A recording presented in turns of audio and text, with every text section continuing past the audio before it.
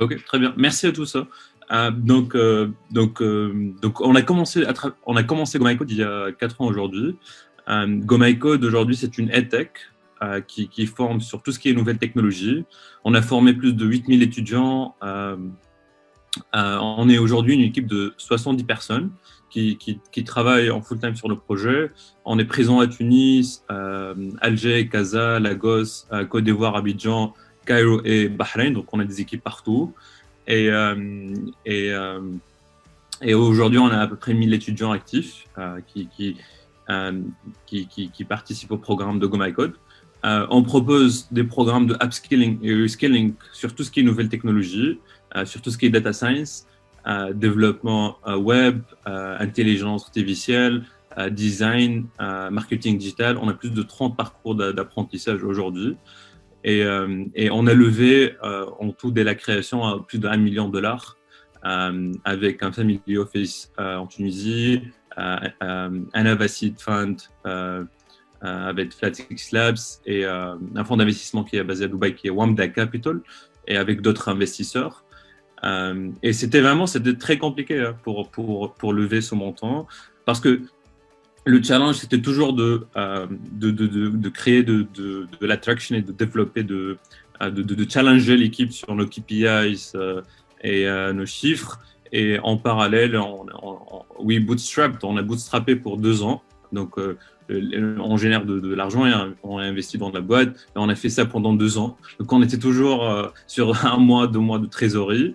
Mais c'était très compliqué après d'aligner notre vision et ce qu'on veut faire avec la vision et les expectations des investisseurs.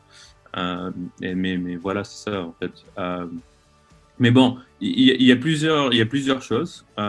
Pour les investisseurs, c'est très important de prouver un trajet de croissance. Ça, c'est très important. Donc, pour nous, c'était toujours de créer l'énergie et de créer la croissance avec MyCode et de challenger nos KPIs en termes de nombre d'étudiants formés, en termes de chiffre d'affaires généré et tout.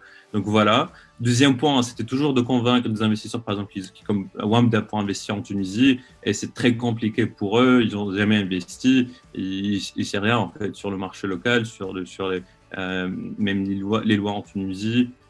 Donc, on a passé beaucoup de temps avec tout le monde en fait pour les convaincre pour investir en Tunisie dans la structure parce que GoMyCode aujourd'hui c'est une structure basée en Tunisie. Après il y a la partie règlement et tout ça parce qu'on a dû transformer la boîte en SA et ça a duré un peu de temps, tu vois. Donc we had it for 4 months duration. Donc en fait en tout pour lever ce montant on a passé à peu près 12 mois, 1 an presque. From day one, starting to talk to investors to raising the fund, it lasted 12 months, 1 year. Et voilà, c'est ça en fait. Merci Yahya. De ton expérience donc avec ton parcours, et si tu peux partager une ou deux compétences, skills que l'entrepreneur doit avoir pour pouvoir lever des fonds. Bon, je pense que le plus important, c'est toujours What's really important in a startup is the product and the KPIs, right? C'est tes chiffres et ton produit, en fait. Et we are really focused on that. We are very product driven. Donc, pour nous, c'était toujours comment on peut développer un produit qui crée de la valeur pour ses utilisateurs et comment on peut pousser nos KPIs, nos chiffres et tout ça. Et c'est ça le plus important dans une startup. Et après, les investisseurs, ils donnent importance les bons investisseurs, good investors, they give much importance to product quality and to KPIs. Donc, pour un entrepreneur, he needs to create an energy and a dynamic in the team to challenge the team to achieve really good KPIs and to iterate and build a really good product. Et en fait, après, moi, je pense que c'est ça le plus important. Hein. Ouais. Merci Yahya. Merci beaucoup.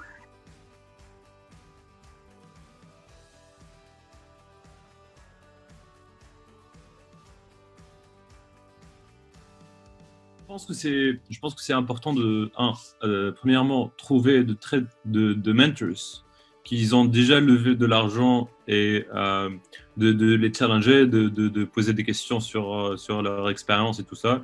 J'ai trouvé ça vraiment très intéressant. It's very valuable for founders to find mentors who raised funds et qui lançaient des startups et qui ont levé de l'argent et tout ça. Je pense qu'un approach proche d'un entrepreneur qui a déjà levé de l'argent est très important. Donc, find your mentor. Second thing, en fait, pour un entrepreneur, il y a un learning curve sur l'investissement, pour le produit, donc il faut parler avec beaucoup d'investisseurs en fait. Il ne faut pas se limiter pour un seul investisseur ou deux investisseurs. Donc c'est très important que for founders, he needs to be actively talking to investors. C'est vraiment la vie d'un entrepreneur aujourd'hui qui parle toujours avec des investisseurs, qui passe beaucoup de temps avec des investisseurs. Je pense que 20% de temps d'un entrepreneur, c'est de passer de temps avec des investisseurs. And you need to be consistent about it. Il n'y a pas des étapes, il n'y a pas des phases. Il faut toujours parler aux investisseurs. Et pour s'améliorer, pour comprendre plus ce que les investisseurs et pourquoi les investisseurs investissent, et pour améliorer le pitch deck, la mémo, le plan d'investissement, et aussi pour challenger l'équipe et pour connaître ses KPIs et tout ça. Et troisième point, je pense que c'est très important de concrètement réfléchir à ce problème que tu es en train de résoudre en tant qu'entrepreneur et comment how you can solve it in a bigger scale.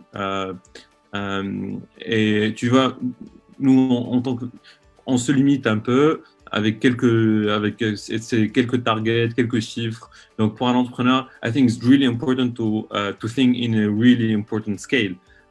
Si tu as un produit avec 20 utilisateurs ou 30 utilisateurs, what do you need to go to 1,000 users? And when you think in that scale, everything changes. Et c'est juste par rapport à la mentalité et la mindset d'un entrepreneur, hein. C'est toujours de réfléchir to think in a much bigger scale. Et comme ça, en fait, tu attires des investisseurs. Et je vois maintenant ça avec l'expansion qu'on fait, par exemple, sur Casa ou sur Alger, ou sur Cairo, Bahreïn. On reçoit beaucoup d'investisseurs qui s'intéressent pour investir à Goma École, juste sur le fait que voilà, we're scaling in different countries, we're bringing value to these markets, and we're not doing it just locally, and it's really different. Donc voilà, 3 points. Voilà, merci.